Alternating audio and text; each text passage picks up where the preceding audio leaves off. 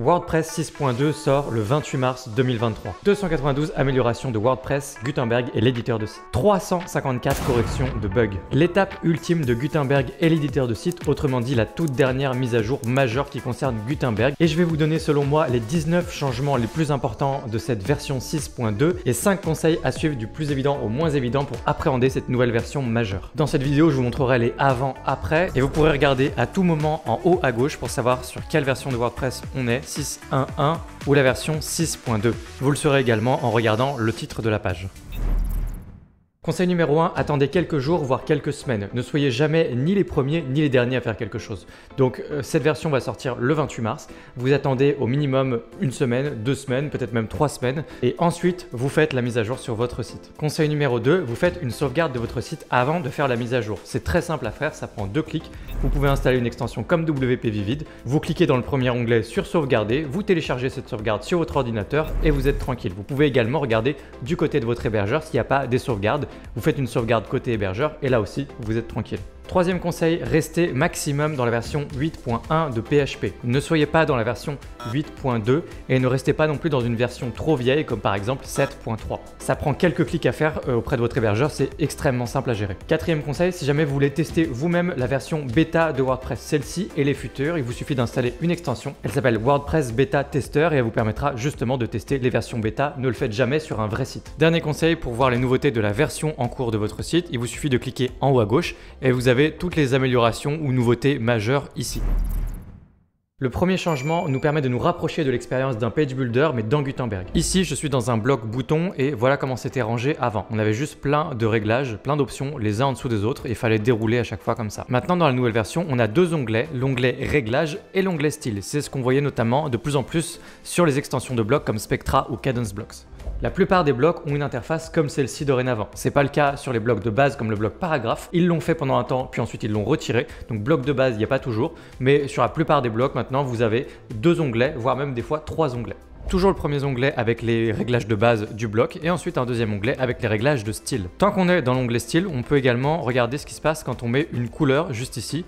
Petit changement mineur, on a maintenant écrit réinitialiser, tandis qu'avant on avait des petits signes comme ça, le petit moins par exemple et la petite coche, ce que j'ai jamais trouvé très clair personnellement.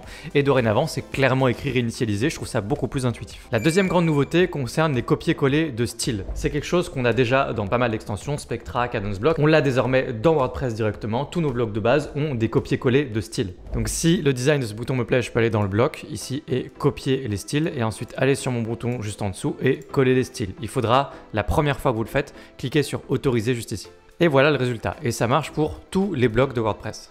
On a désormais des options de sticky directement dans WordPress dans nos blocs. Ça veut dire que pour certains blocs, en particulier le bloc groupe aujourd'hui, on va pouvoir le rendre sticky, donc toujours visible dans l'écran, par exemple épinglé en haut. Si je veux l'épingler en haut, j'ai mon bloc groupe ici, j'ai mis par exemple un petit message, une couleur de fond en pleine largeur et on a en fait le menu ici, emplacement. Et ici, je peux passer en épinglé et du coup, ce sera toujours visible en haut comme ceci. Pour l'instant, c'est un petit peu limité, c'est pas disponible dans tous les blocs, par exemple dans le bloc colonne, c'est disponible uniquement dans les blocs de premier niveau que vous mettez directement à la racine. Dès que vous mettez quelque chose à l'intérieur d'un groupe, à l'intérieur d'une colonne, etc., ça ne marchera pas. Mais je suspecte que cette fonctionnalité arrivera plus tard dans plus de blocs. L'amélioration suivante est intéressante, ça concerne les blocs réutilisables ou les template parts ou éléments de modèle en français. Donc si je crée un bloc réutilisable à partir de ce bloc-ci, créer un bloc réutilisable et je lui donne un nom, je clique sur enregistrer et dorénavant j'ai un code couleur juste ici en violet et on peut le voir notamment vraiment bien au niveau du list view ici. C'est complètement en violet et c'est pour tous les blocs réutilisables y compris les éléments de modèle dans l'éditeur de site. C'est un code couleur qui permet de retrouver visuellement facilement et rapidement vos blocs réutilisables. L'amélioration suivante est l'une des grandes nouveautés de WordPress 6.2. C'est l'intégration d'Openverse directement dans votre site WordPress. Vous avez désormais une bibliothèque d'images libres de droit directement sans quitter votre site. Openverse est un projet qui appartient à WordPress désormais et c'est un moteur de recherche qui vous permet normalement de chercher tout un tas de contenus, notamment des images, des audios et bientôt des vidéos. Aujourd'hui, il vous suffit de rester dans Gutenberg ici et en cliquant sur le petit plus, vous avez maintenant accessible Média et dans Média, on a ici Openverse et ici vous pouvez faire une petite recherche d'images et glisser-déposer toutes les images que vous voulez. Vous avez littéralement une banque d'images à disposition dans WordPress. À noter que vos recherches sont de meilleure qualité si vous les faites en anglais et non en français. Mais là donc je fais une petite recherche qui marche autant en anglais qu'en français et j'ai des images de désert que je peux donc inclure dans ma page. Juste ici je clique et ça me fera un bloc image dans ma page. Notez également une petite option qui n'était pas présente avant non plus, qui permet d'afficher ou cacher la légende d'une image, toujours depuis le bloc image, juste comme ceci.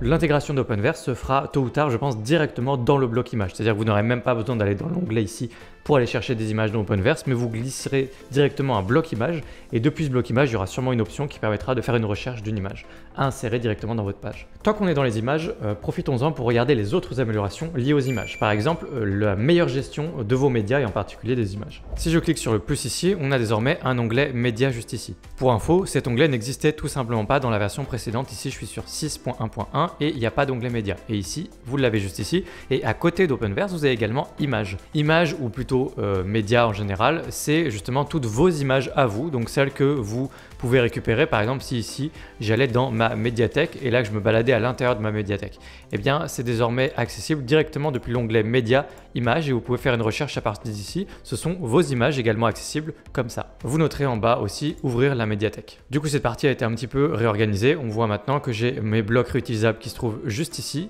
alors qu'avant on avait un gros menu où c'était écrit réutilisable et maintenant on a juste le petit logo. Une option a également fait son apparition dans l'onglet médias de WordPress, la possibilité de télécharger directement vos images, puisque jusqu'à présent ça n'existait pas. Donc si je clique sur mon image ici, j'ai une nouvelle option juste ici maintenant qui s'appelle télécharger le fichier, alors que sur la version précédente de WordPress, cette option n'existait pas. On va continuer avec Gutenberg, l'amélioration de l'éditeur globalement, avec un nouveau avant-après. On a un menu qui est apparu maintenant à côté de la vue en liste. Jusqu'ici, on avait une vue en liste comme ça qui nous permettait de voir un peu l'arborescence de notre page, et puis également le petit menu juste ici avec le nombre de mots, le temps de lecture estimé, etc. Toutes ces informations ont été désormais déplacées. Dans la nouvelle version, on a un menu en moins ici, il n'y a plus le petit infobulle avec le petit i, et on a désormais à côté de la vue en liste structure qui nous donne une structure de la page, et on retrouve notamment ces informations là, le nombre de mots et le temps de lecture, mais également la structure de la page, la structure SEO de la page avec les titres. Voilà ici deux titres qui ont été rajoutés en H2 et en H3, et on a du coup toute l'arborescence de la page, toute la structure, l'outline de la page. Donc c'est très pratique pour voir en un coup d'œil comment est structurée votre page en matière de SEO. Le petit plus, c'est que je vous confirme que ça fonctionne avec Elementor. On ne s'éloigne pas trop, on reste dans Gutenberg, voir les autres améliorations de l'interface. Si vous cliquez sur plus, dans l'ancienne version, on avait juste ici les compositions. Je rappelle que les compositions sont des morceaux déjà assemblés, des blocs déjà faits, des morceaux de site qui vous permettent normalement de créer un site plus rapidement. Peu de gens s'en servent pour l'instant, mais c'est amené à beaucoup évoluer et beaucoup grandir. En anglais, ça s'appelle des patterns et en français, ils ont appelé ça des compositions. Et donc c'était rangé comme ça, vous aviez accès directement aux compositions, un petit peu en vrac, et il y avait un petit menu déroulant qui permettait de trier un petit peu comme ça, ou le bouton explorer qui permettait de voir un peu tous les patterns qu'on trouvait. Dans la nouvelle version, c'est présenté un petit peu différemment et c'est plus clair. On a en fait directement un rangement à ce niveau-là qui vous permettent d'aller directement vers le type de composition qui vous intéresse. Par exemple, appel à l'action, ce qui rappelle ce qu'on avait vu juste avant avec les médias, où elles sont ici visibles et vous pouvez cliquer sur ce que vous voulez. Vous avez toujours la possibilité d'explorer toutes les compositions en bas. Mais sinon, c'est globalement plus clair, rangé comme ça.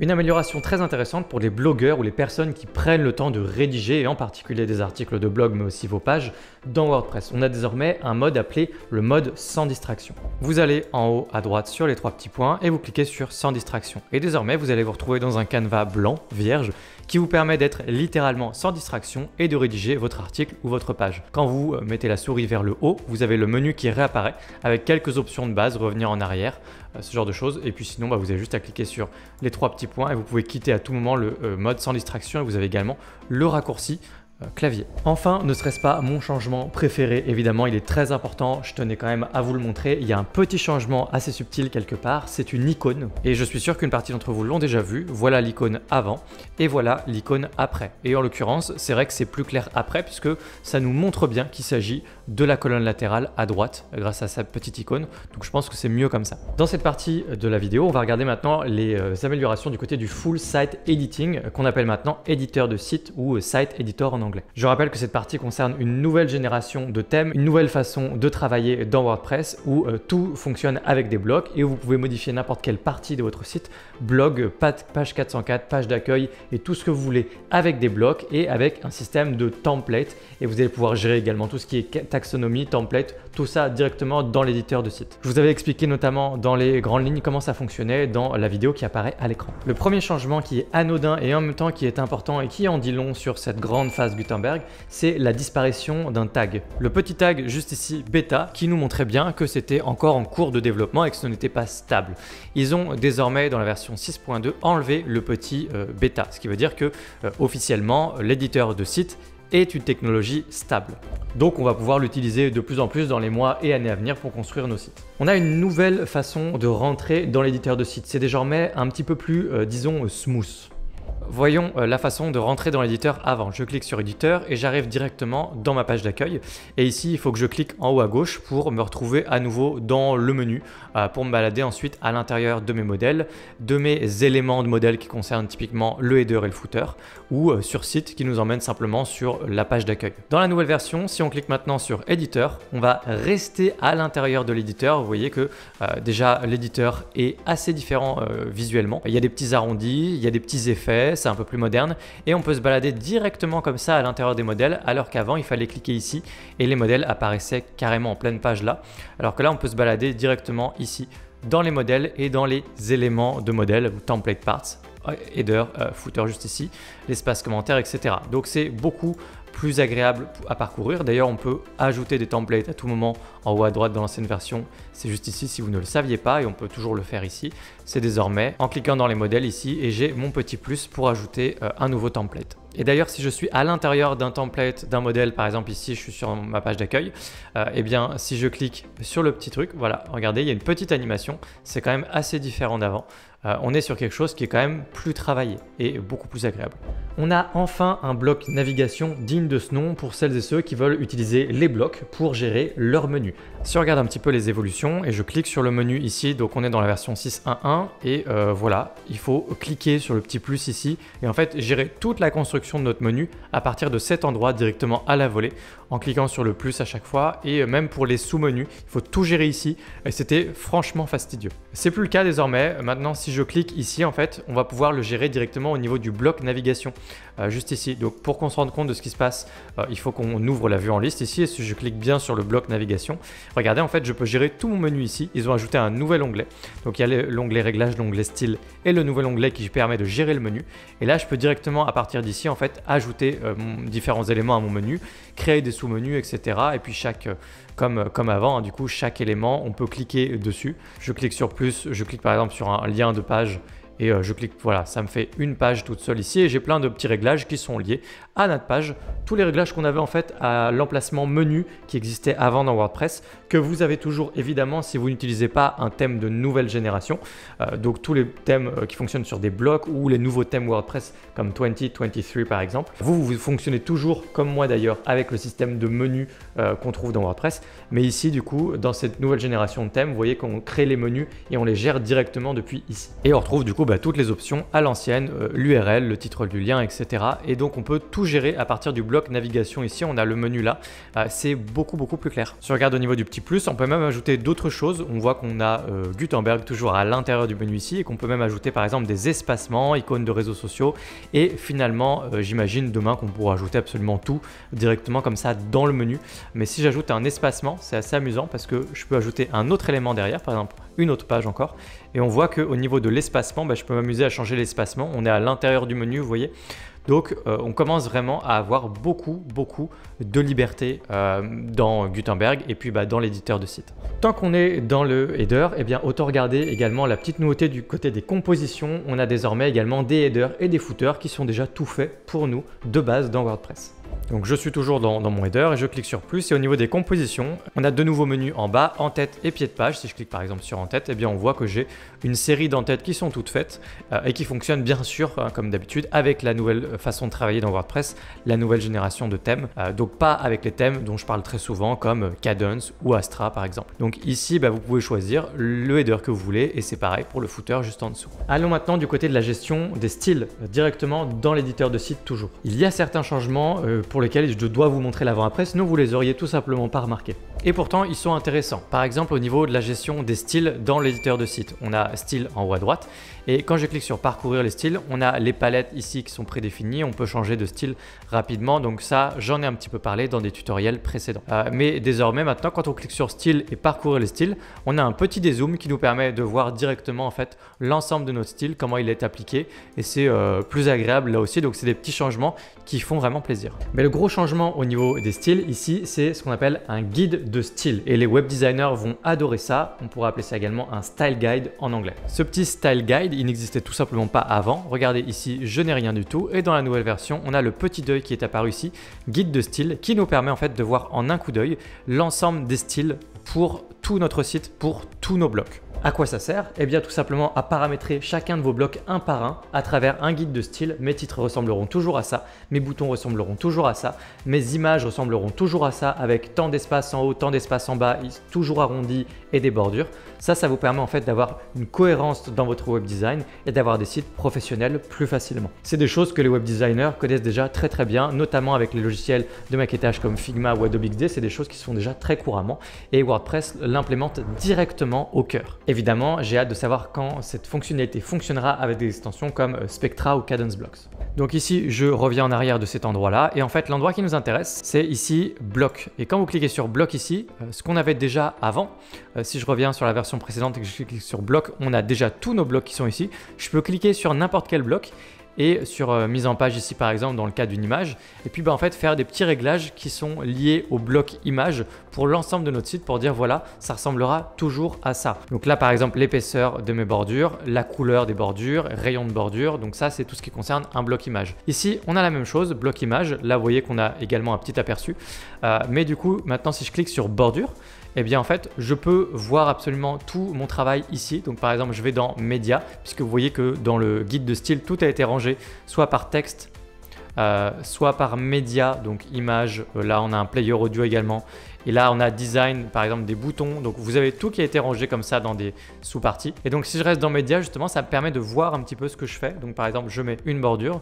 3 pixels, je mets une bordure verte et puis je mets un petit rayon par exemple de 10. Et ça veut dire que maintenant, toutes mes images mises sur mon site auront cette apparence-là. C'est rétroactif. Si vous mettez des images sur votre site et que vous venez plus tard et que vous commencez à faire des modifications ici, ça va changer sur l'ensemble de votre site. Donc ce guide de style vous permet en fait de voir en un coup d'œil absolument tous les styles de tous vos blocs. Vous allez dans chacun de vos blocs ici, vous les paramétrez par défaut et puis ensuite vous voyez un petit peu le rendu ici et ça vous fait justement un guide de style visible en un coup d'œil. Je viens de mettre une image à l'intérieur de ma page ici et maintenant je vais aller à l'intérieur des réglages du bloc image. Et je vais modifier dans bordure quelques éléments. Par exemple, je mets un arrondi comme ça. Puis je peux mettre également un petit liseré juste ici, noir. Et on peut lui mettre une petite couleur histoire que ce soit bien visible. Je clique sur enregistrer. J'ai mis à jour ma page et mon bloc image a automatiquement récupéré le style avec le petit liseré, la petite bordure rose autour de l'image. Cette fonctionnalité de style global peut être gérée à la volée beaucoup plus rapidement. Par exemple, là, je suis à l'intérieur d'un élément, n'importe lequel, je prends mon titre ici, je suis à l'intérieur de l'éditeur de site, ici, et je clique sur ce titre, évidemment, je me mets dans le bon réglage ici, et on redescend en bas du titre, je déroule avancer, le menu avancé, et je vais avoir ici appliquer globalement. C'est-à-dire qu'en fait, ce que je peux faire, c'est travailler sur ce titre-là, lui dire je veux telle épaisseur de lettres, je veux tel espacement entre les lettres, telle couleur, tel espacement, etc. Et ensuite, je me dis ok, ça c'est le style que je veux par défaut pour mon titre H1 en l'occurrence. Je clique sur appliquer globalement et ça va avoir pour effet d'appliquer justement à l'endroit qu'on a vu à l'instant, eh bien les réglages ici, mais pour l'ensemble de vos titres, en l'occurrence vos titres H1. Donc ça permet de bosser directement pendant que vous êtes en train de faire votre site et de dire bon bah ça va être le style par défaut de mon bouton, de mon titre, de mon image, etc. Pour l'instant, c'est disponible uniquement à l'intérieur de l'éditeur de site, mais je suspecte que ce sera disponible à terme pour tous les blogs de base, même quand on sera dans une page ou un article de blog. Enfin, le dernier changement que j'aimerais vous montrer, c'est quelque chose que beaucoup de gens attendaient depuis longtemps, c'est la possibilité d'ajouter du CSS personnalisé dans cette nouvelle génération de thèmes. Je retourne ici dans Style et désormais, dans les 3 petits points ici, j'ai CSS additionnel, ce qui me permet en fait d'ajouter du CSS directement ici, globalement. C'est l'endroit qu'on avait avant dans la précédente génération de thèmes dans l'espace qui s'appelait personnalisé et qui est disponible maintenant ici. Mais c'est pas tout puisque c'est également disponible bloc par bloc. Ici, je vais dans mes blocs, je clique sur bloc, je prends n'importe lequel, on va aller dans titre par exemple et ici j'ai CSS additionnel, ce qui me permet d'ajouter du CSS uniquement pour ces blocs là. Tout ce que je vous ai montré constitue selon moi les changements principaux majeurs à retenir pour cette nouvelle version de WordPress.